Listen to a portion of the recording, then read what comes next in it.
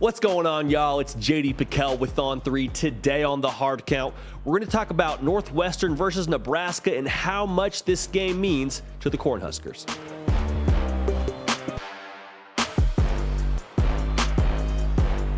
Welcome into the Hard Count, the people show for every single thing that you know and that you love about college football. It happens here on a daily basis. Nick Brake doing the heavy lifting. You can help drive the show by subscribing to the channel. Also, we're on podcast. Wherever you get them, we got them. 5-star review and a question. Help us involve you in future episodes here on the Hard Count. Now, it is week 0, folks. There is no more time for wasted movement. It is Tough Tuesday by the time you're watching this, and they're playing football here real soon.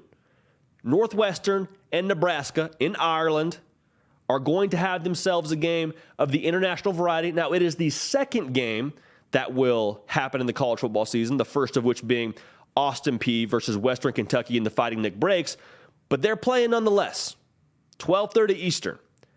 And so this is not a prediction preview video. We're going to do that on our Wednesday show, our Wednesday night show here on the Hard Count, 7 Eastern, 6 Central, so tune into that. But we are going to talk about how much does this game mean to Nebraska? Because it has been well documented, a lot going on down there in Lincoln. Scott Frost having conversations with the administration of what is the expectation for 2022 for him to keep his job, 15 transfers, whole lot of new faces. What does this game mean in the first of their 2022 campaign? We're going to talk about it. The first is winning this game would create belief, because you know it and I know it. If you've ever played this sport, if you've ever done anything where you have an opponent after a period of a training camp or workout season, whatever it is, you get real tired hitting the same color.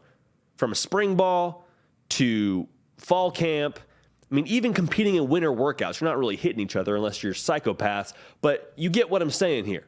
To actually have a real legitimate opponent against you and to be successful, that creates belief. But even more so, it is a Big Ten West matchup. And to be polite, this is the best litmus test you're going to get until you play Oklahoma. And that is not a knock on North Dakota. That's not a knock on Georgia Southern. All the respect in the world for Clay Helton.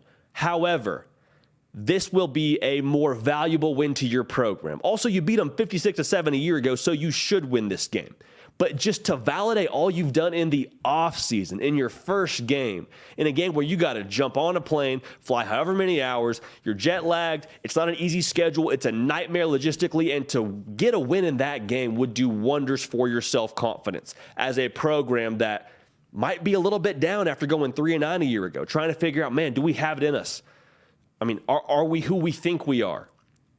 Are we capable of getting over that hump to win a game like this? And if they win it in the fashion they won it a year ago, I think that would be phenomenal for their confidence. To the same token, it gives you a chance for your transfers to gel.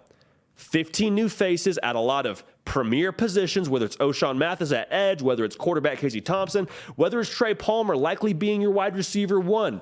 All of these guys are going to have their first outing in the Nebraska Cornhusker Big Red. So to be able to gel right away in that first game and have a strong showing, put some good things on tape, again, creating that belief, that would allow you to have something to build on going forward. Because if you come out shaky against Northwestern and then you get it together against North Dakota, you get it together against Georgia Southern, the confidence level is vastly different if you do it in those 2 games, but not in the first. It just legitimizes everything you've done up to that point. Because there is no way to simulate the resistance you're going to get from Nebraska in the next 2 games. So this is crucial for these transfers to all get synced up, get on the same page, and to gel, because you brought in a lot of them, which is a good thing, but how quickly can you get them to all be on the same page like we talked about? So I'm watching that real closely.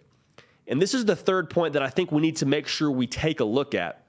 And it's a little bit of a bleak point, but we're going to do it anyway. For Nebraska and Scott Frost, if you drop this game to a team that you beat soundly a year ago, I mean, we'll call it what it is, took them out back, gave them a whooping. If you drop this game with all the things you did in the offseason, all the new players in your program, all the talk, all the buzz, the over-under win total is a lot higher than what you achieved a year ago for a 3-win team. If you drop this game, how much of the storylines nationally then shift from expectations, optimism, what could they do, to, is Scott Frost going to get fired? How long does Scott Frost have? They lost Northwestern. They were favored by 13.5. How'd they lose that game? That becomes the conversation. And what that does is it trickles into your locker room. It trickles into your psyche. Slowly and surely you start to say, whoa, I mean, hey, what are you talking about my coach for? Is he going to be here next week? Is he going to, I mean, what are you talking, is he going to get fired? And it creates a distraction around your program. Now, that's not something that Scott Frost would bring on himself. That's not something that I would even think the players would immediately start to think about. But you understand what I'm saying here.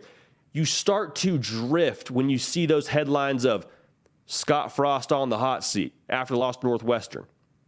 It has a chance to start spiraling into that frame of mind. Again, I'm not saying that's where Nebraska's team or locker room would go immediately, but it's something that doesn't have anything to do with your next game, and it becomes a topic of conversation, and it's unavoidable, especially being in Lincoln, Nebraska, a place that is, let's call it what it is, a Cornhusker town. I mean, they live and breathe Nebraska football there. And so it's hard for that storyline to not somehow be in front of you as a player. So if you drop that game, how much does that become a distraction? So they're not going to win or lose 7 games based on the Northwestern game. It's not how football works, thank goodness. They're each weighted the exact same, each individual contest, each individual game. But to win this game would be enormous for morale, for confidence, for belief, and for a place to build off of for them going forward. Because like I said, Northwestern's a great test. You get North Dakota and Georgia Southern after that before you get Oklahoma. So this is a crucial point to start their runway to ramp up to where they want to be. But I can't wait for it. Football is back, folks.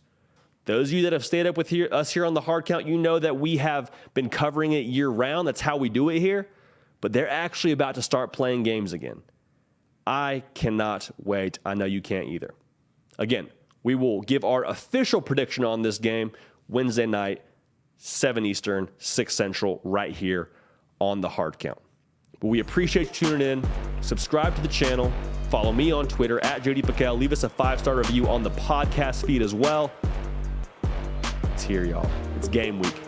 We're going to keep the party rolling. We will see y'all next time. Hey y'all, thanks so much for watching. Subscribe to the channel here to make sure you don't miss an episode of the Hard Count. Also be sure to check out other videos on the On3 YouTube channel.